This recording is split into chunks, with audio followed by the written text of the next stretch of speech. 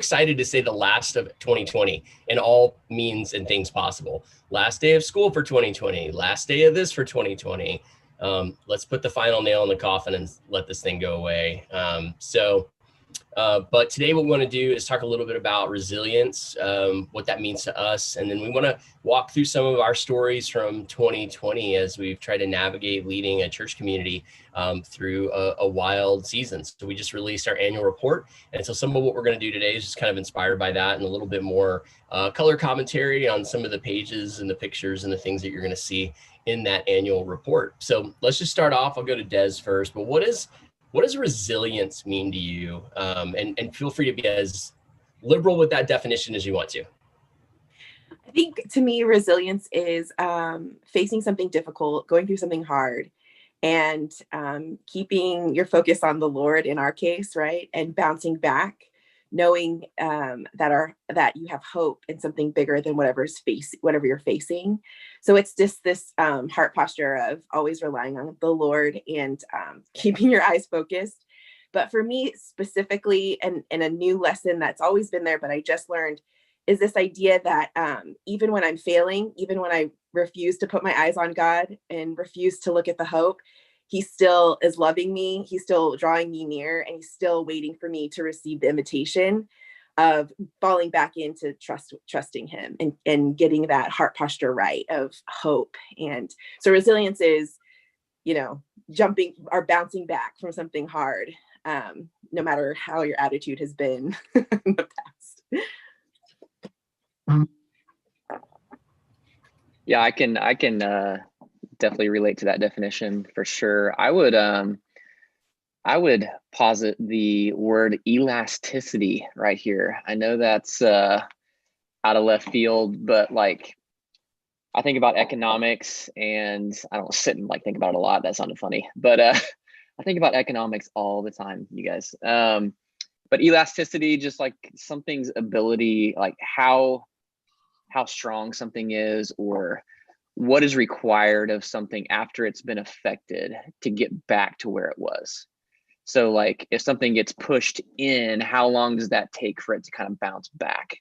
Or what is required of it in order for it to bounce back? So I think about elasticity. I think about the ability to bounce back from something that probably came out of left field or you weren't really expecting, but now it's here. So what does it look like to get back up again? I think is how I see resilience.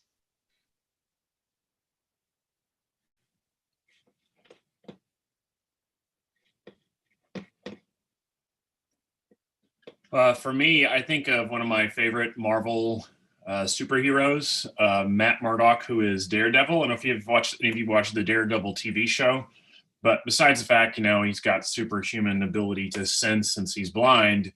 The other thing that makes him amazing is that he can get beat up over and over and over and over, and he just pops right back up and can win the fight in the end. And that's it's a resilience to me, is that you just keep getting hit in the face. And sometimes those guys who are when you look at, I heard this story about the best runners come from people who've experienced the most pain, because they can push through what's hard to become some of the best long distance runners. It's not necessarily that their bodies are in better shape than some other people. It's that they can keep going even though it's hard. And so I think of that when I think of resilience, and it's about problem solving. It's about saying, all right, we've been hit with a bunch of things that are hard, a lot of stuff that's going to change the way the world looks and what we're going to do. And that to be resilient means I'm not going to get down. I'm not going to freak out. I'm not going to go crazy. I'm going to trust that God has a plan, that God's going to take care of me, and we're going to move on together into something that's going to be better. It may take a while, but trusting and having hope in a belief that that's what's going to happen. I feel traditionally I thought of resilience as individualism of, I've experienced this and I have overcome that. And I think there is certainly an aspect to that, because no one can control your attitude or your behavior about yourself. But I think a new maybe lens I've looked through it this year has been resiliency through community, and how important it is when you don't see resilience in yourself or are not motivated to be resilient and you just want to curl up and give up. just the importance of a resilient community of people that you're surrounded with and that you are just bound to as covenant people. And I think that's been, for me personally this year, like a new level of resiliency. I think it started with Mayor and I, of just when the pandemic hit, it's like, oh, okay, we're gonna have 2 weeks of spring break, all right, I can push through another week. And then it was like, oh, maybe an entire year of spring break. And as the one who is primarily at home with the kids, just resiliency and Mayor stepping up and covering where I lacked. And then obviously that flows to church leadership and our parishes and all those things. So I think it's really broadened my perspective on resilience as a community of people and not just me as a person individually. Yeah, that's great. Thanks, Mike. I continue to go back to the Eugene Peterson book, A Long Obedience in the Same Direction, when I think of resilience. And the tagline for that book is discipleship in an instant society. And so I just go back, the idea of resilience is like that patient firmament of the church, long obedience, same direction. And it also to me is it's a question of how much can you take away and still be going and I think what's really interesting about people is humanity in general is that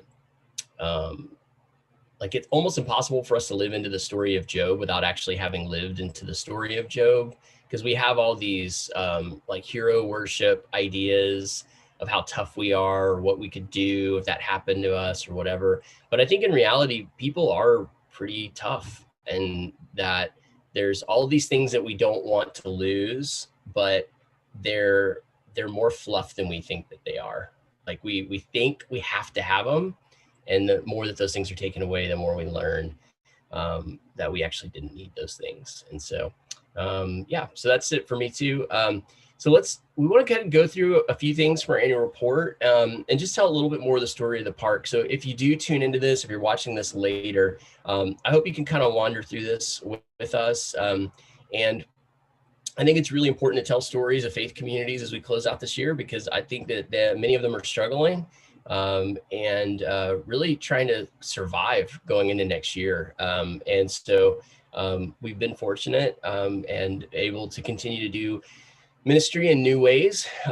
We've pivoted because we're resilient in this unprecedented time, but we just want to share a little bit of those stories and kind of the things that we've gone through. So our annual report, it starts off with a letter from me, and then it moves into actually a format that we stole from my friend Jared Mackey in Colorado. So I should call him out. We stole it with his permission, but this idea of really framing up the report around the problem and the kingdom possibility. So Mike, just take that through us.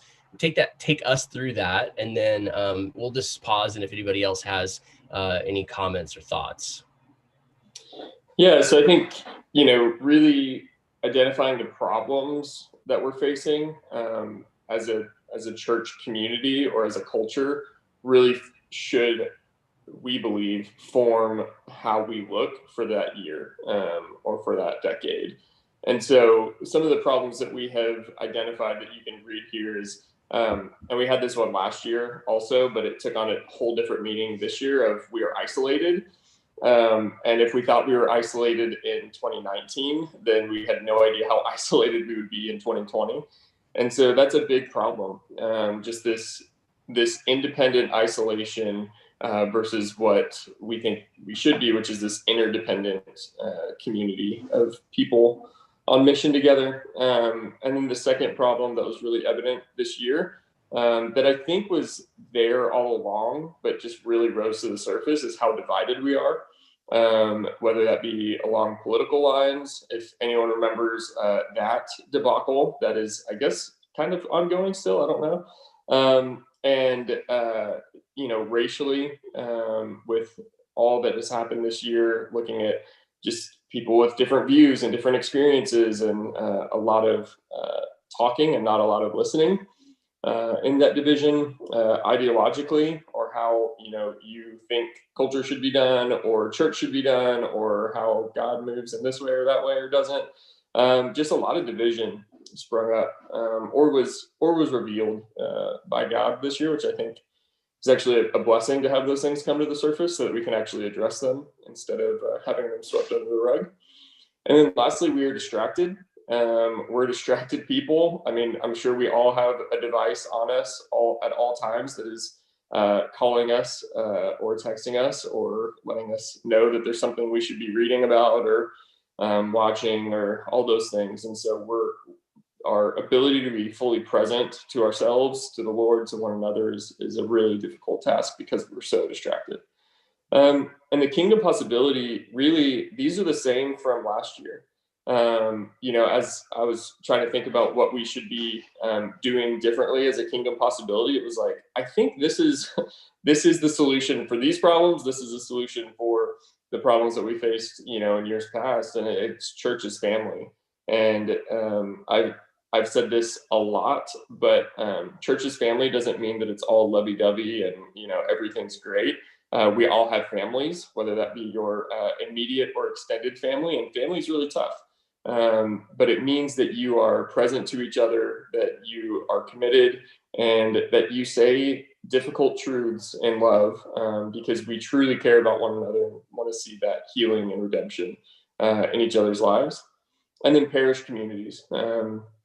That is our heart still as a church, even though that has looked a little differently this year, for our churches to be present to the neighborhood context, to be doing ministry with their neighbors in their neighborhoods, for joining in what God's doing for Kingdom Renewal there. And then sacred rhythms. I think just to the point of isolation, division, and distractedness.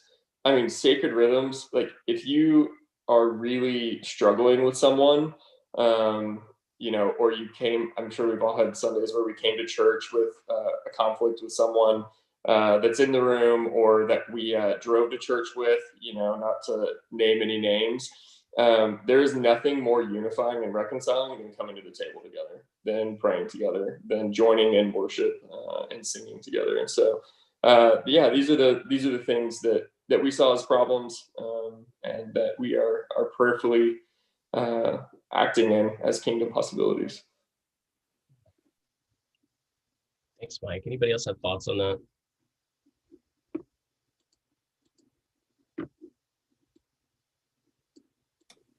Yeah, I really like this format that we used last year, and putting this up here sort of as like, here's the problem and the kingdom possibility. And Mike, it was so interesting how much it seems that it's a thing we've really been thinking through more than maybe I think the last time we did it, or like it's just kind of a general thought. Like these are kind of some problems and possibilities.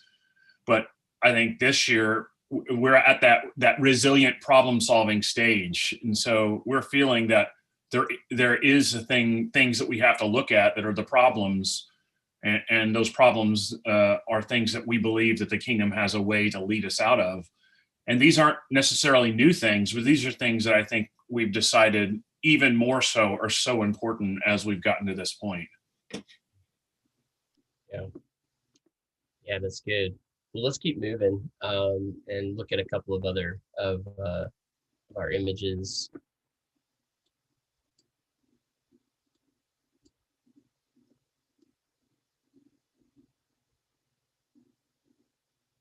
And I think one thing is that just as we look at it, kind of to Mike's point about parish, like I think our strategy going into next year is to find a space for worship, in a school, and to really minister well to our neighborhoods, and to continue to focus on parish as a spiritual responsibility of a geographic area. And so we're going to continue to work that same strategy, and it's going to look different, but I think every church is going to look different emerging out of 2020. And I think we are just going to have to be patient with that. There are certain things that we can't go back to. And so we'll have to just, imagine what that's going to look like and how it's going to look different. So Chris can just give us a quick update on the finances here as you're looking at them. Yeah, don't you guys love pie charts? Man, just pie chart. totally, man, Those exciting. Pie charts, though, they're really pretty. Pie charts, some line charts, yes. So for all of us visual learners, which is I think a lot of us, this should give us kind of a good picture. I really love this part of the annual report, not so much because it's like a passion of mine, which more around finance and stewardship and things like that, but it tells a story, a bigger story of what God's doing. And so yeah, so he's been faithful, that's for sure. There's no doubt about that. You can see kind of some year over year comparisons. All the 2020 data on here is through September, so it's not what we would say completely apples to apples, but it's meant to give sort of a picture here. So you can tell that on the giving side of things, we always end of year giving is just it's a big thing in nonprofit world. And so for churches, that's also true, of course. So about 15 to 20% of our budget each year is actually from the end of year giving prior. And so we want to just to keep encouraging people, like we have through the whole pandemic, really, that the things that you love, the things that you care about, the things that you want to see on the other side of the pandemic, support them, whether that's a restaurant, whether that's a missionary, whether that's your church. So I think that's the case also as we head into 2021, that we have this vision for neighborhoods, for worship, for discipleship and evangelism. And so this tells the story of how God's been faithful, and then to continue just to call the church into joining with him in the future. So you can see kind of down below some just expense comparisons. If you ever have questions about that, you can always give me a call.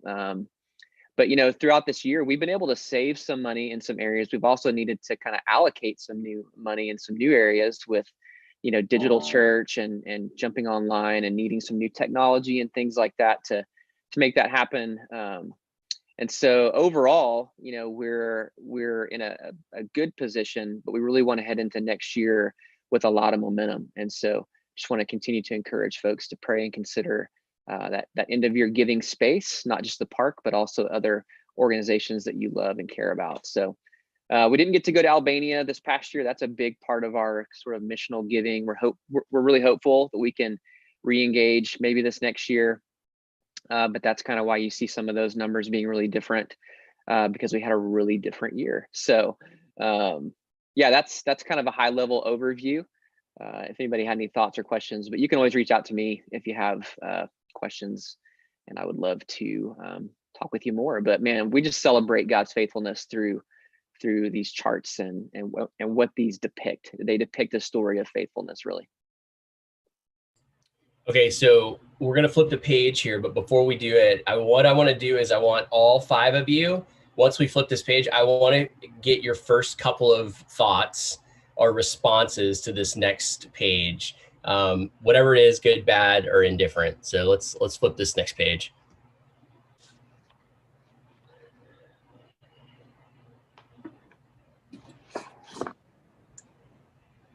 All right, who's going first? Good, bad, and indifferent.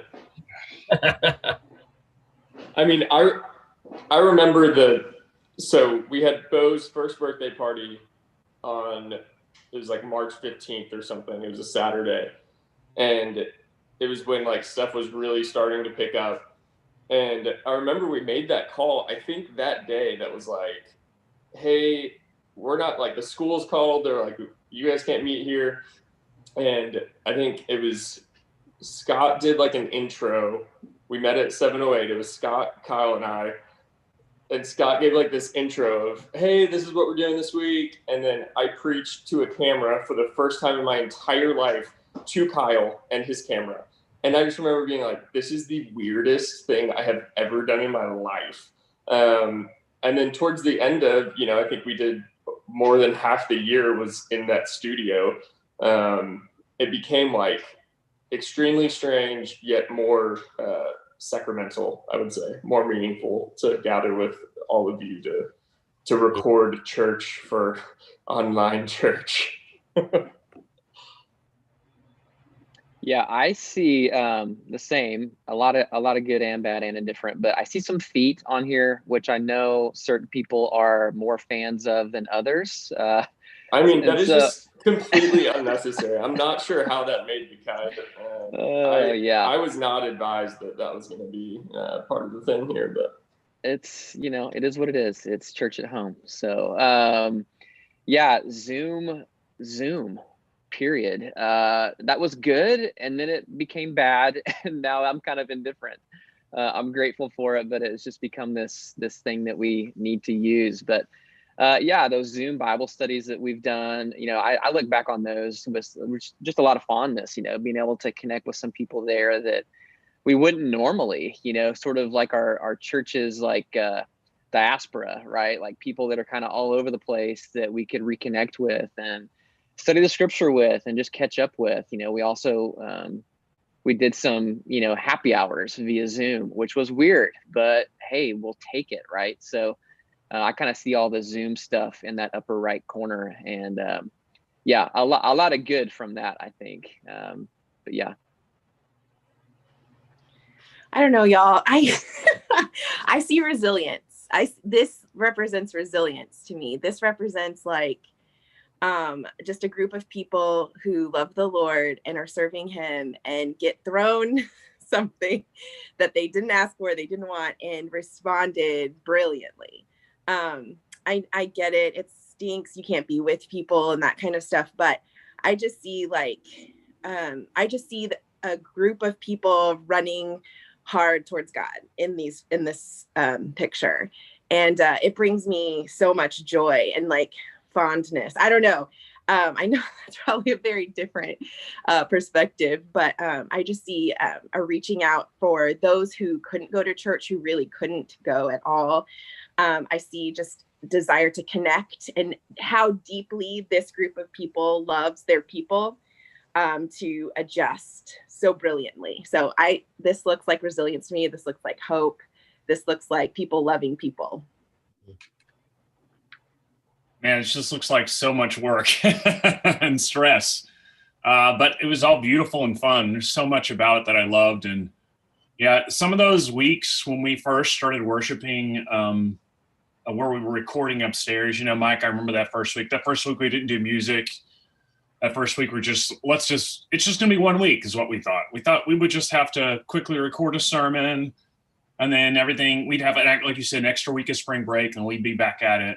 But then when we started worshiping together, that was that small group of us, 10 or less, always less than 10, and following city guidelines to record those services. Like we picked who could be there. We're like, we can only get 10 people here. Let's keep it 10 or less for recording this service. But those were some really special, sweet moments for me.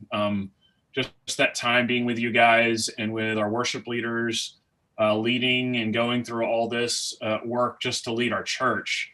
We had our own worship services at different times in the week, and it was really great. And also, how meta is it that we're talking on church chat about church chat? It's sort of like we're going to break the internet here. So meta, bro.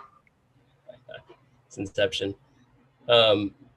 Yeah, I think my first response when I look at this, besides like, oh my gosh, I need a haircut, is like that those pictures there feel like 100 years ago. Like I was just like, when you said like counting the numbers of like no more than 10 people, I'm like, oh yeah, I forgot about that. And I do remember the first like month that we were recording all together.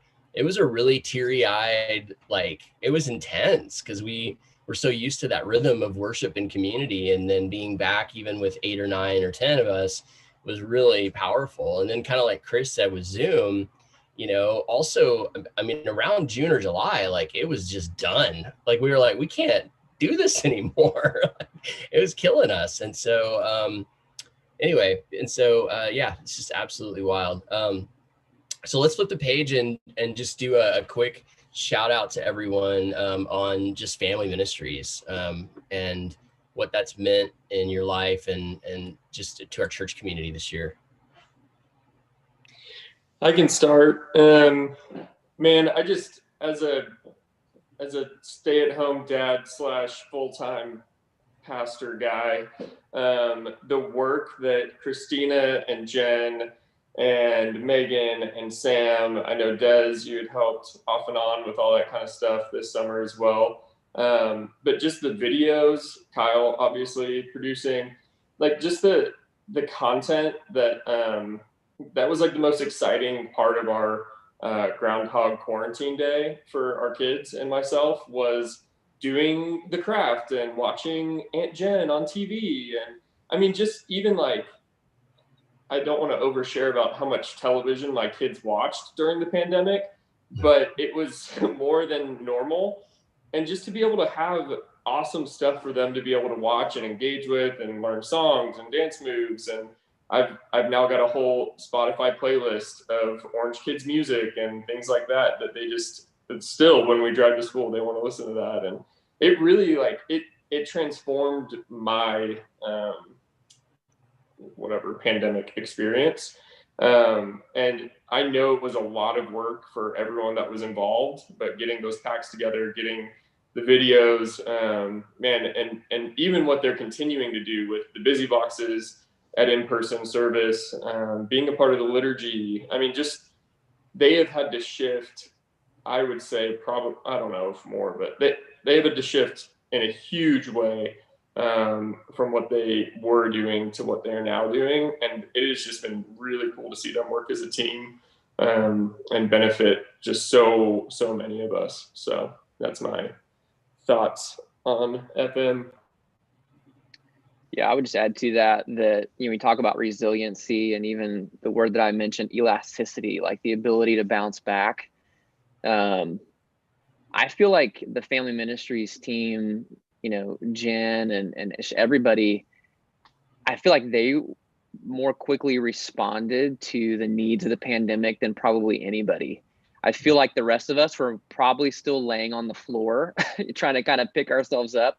And it just seemed like Family Ministries was already moving, already rolling, getting creative, communications and whatnot. So everything Mike mentioned, with all the technical side of that goes into that, Kyle specifically, we know that was a huge part of it. But I just feel like Megan, Sam, Christina, Jen, they just rolled with it more quickly than probably just about anybody, to serve families, to continue to encourage parents to be the primary disciplers of their kids and the ministers of their homes. And so I was still getting up off the floor, and I think they were already running down the hill. So I totally agree with you, Chris. And I think they did it with so much joy and enthusiasm that it helped all of us to be like, okay, we can keep going.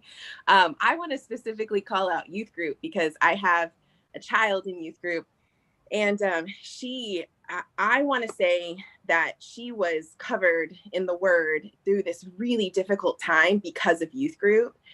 They met every day and read through books in the Bible together. They did the whole Psalms together. So John Wynn and I can't remember who all else. I feel like Ashley Powell and some other people were involved in this, that were just pouring into our kids every day, meeting with them. And I feel like for us personally, for our family personally, Olivia was equipped with the word. And when things got nuts here because of COVID, she was able to speak into us because of the word that she was covered in, she was walking in, because John was such a great cheerleader of who God is, who Jesus is, and how they're applicable in her life. And so this page is beautiful to me, because I just see it also as we are in missional community with those boys at the top of the page, but I feel like my daughter got to know them a lot better and a lot more intimately as brothers in this time of COVID because of youth group. And so it was just a really beautiful thing that Family Ministries, I guess, youth group is underneath Family Ministries, and that was just such a big blessing for us.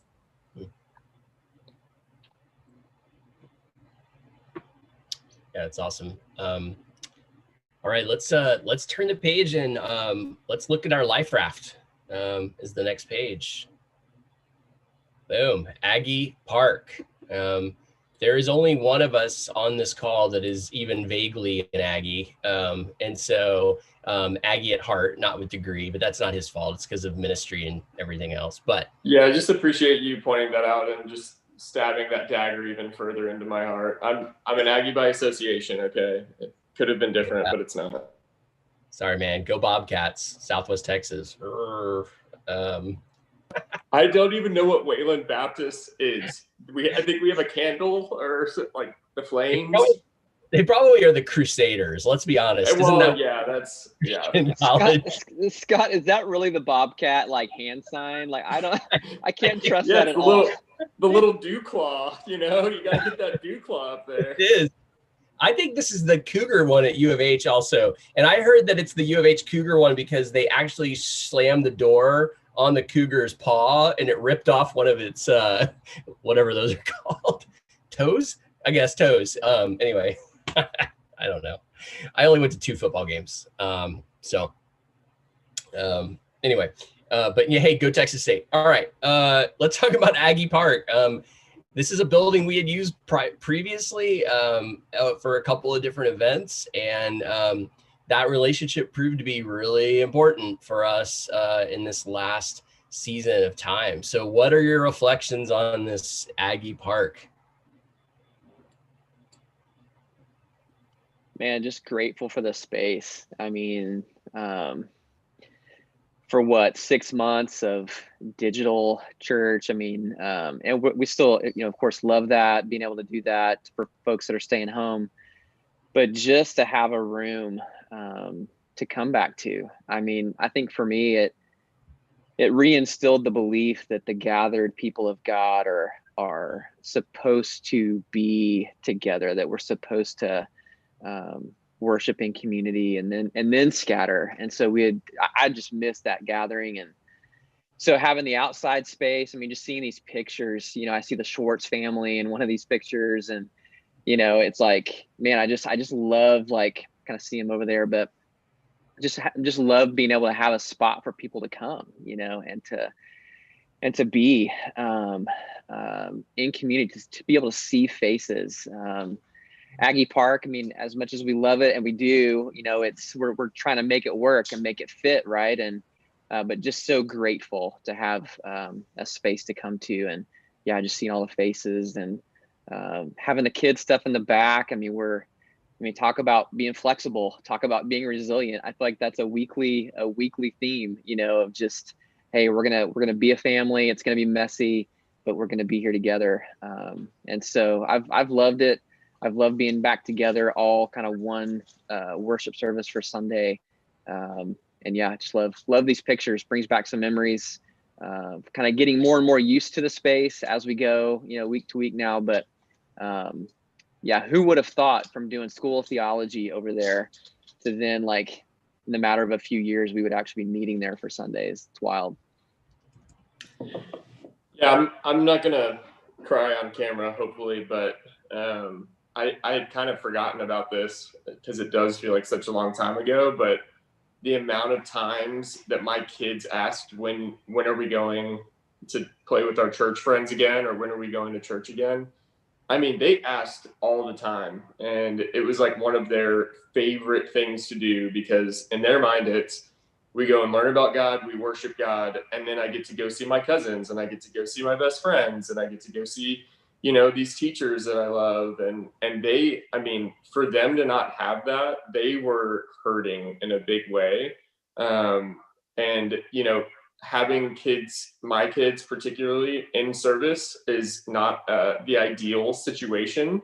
But being able to like serve them communion and being able to see people that I have truly been missing and haven't seen really for most of the year, being able to engage with them and just to widen that circle of our staff getting to worship together, and then to be able to invite other people in. I mean, there's something powerful and meaningful when there's a gathering of people who are there to worship and connect with one another. I mean, it's been incredible.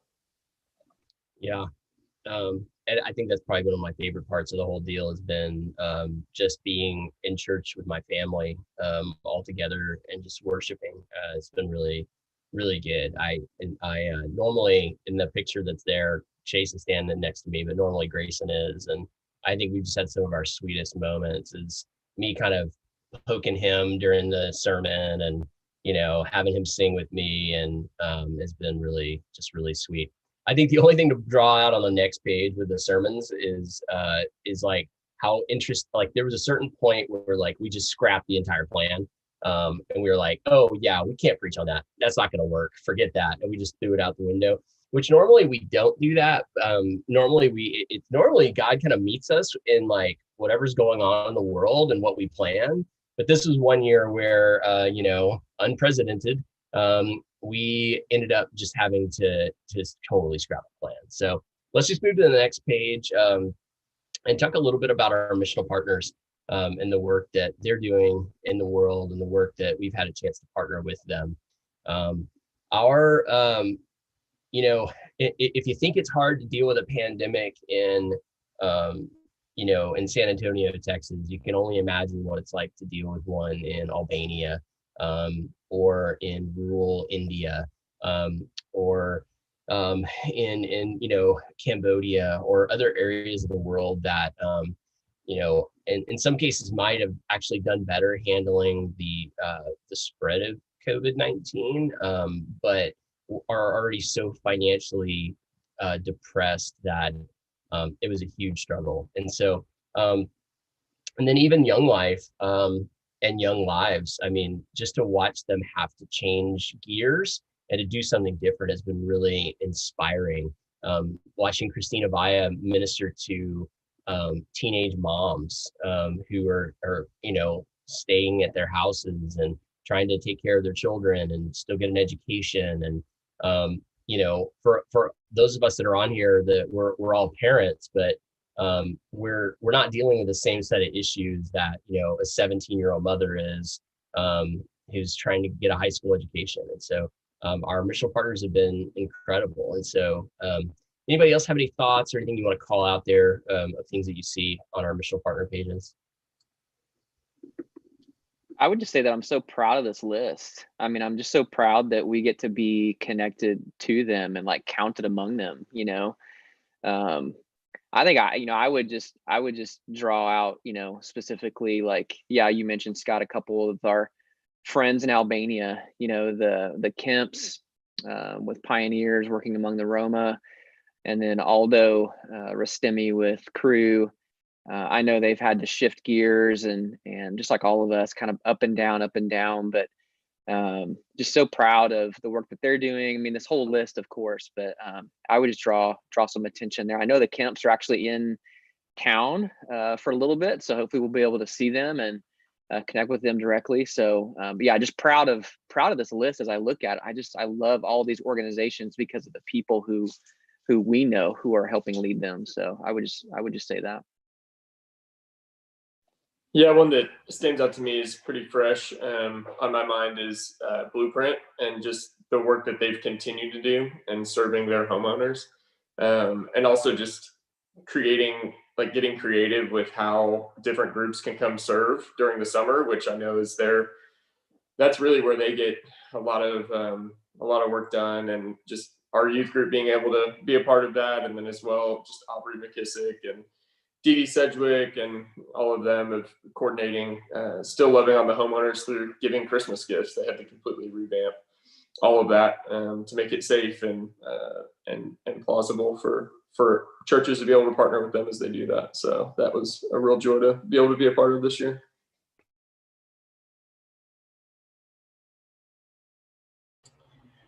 Well, I can kind of just close this out here on the last page where we talk about the future. And, we don't really know the timeline for next year. We don't know when we'll be able to meet in a school again. We don't know a lot of things. And so there's a lot of things to be hopeful for and things that are moving in the right direction. My wife is a doctor, and so I get an epidemiology report almost daily from her.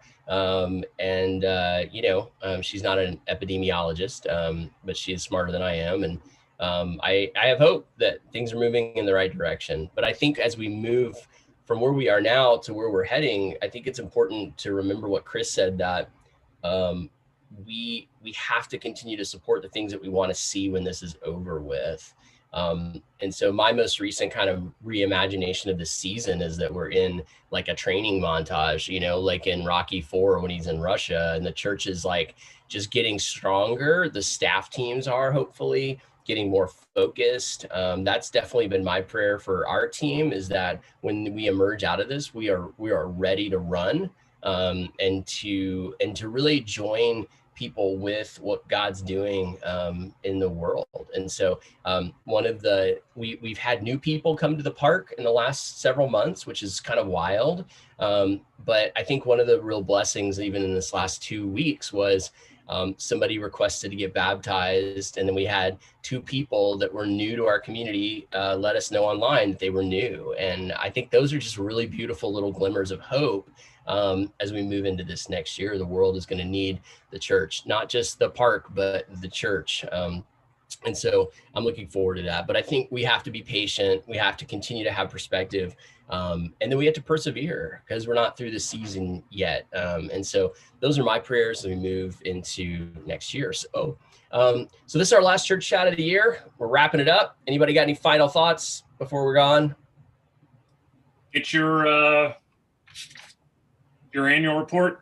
If you didn't get in the mail, we'll have them at church on Sunday. I have a bunch of them here at my house. I'm bringing up to Aggie Park, so it'll be ready for church Sunday. And then, but if you don't, if you're not gonna be there in person, you can also view the PDF online at theparksa.org/annual-report. But also there's a link on the homepage, so go check it out. We'd love for you to see it.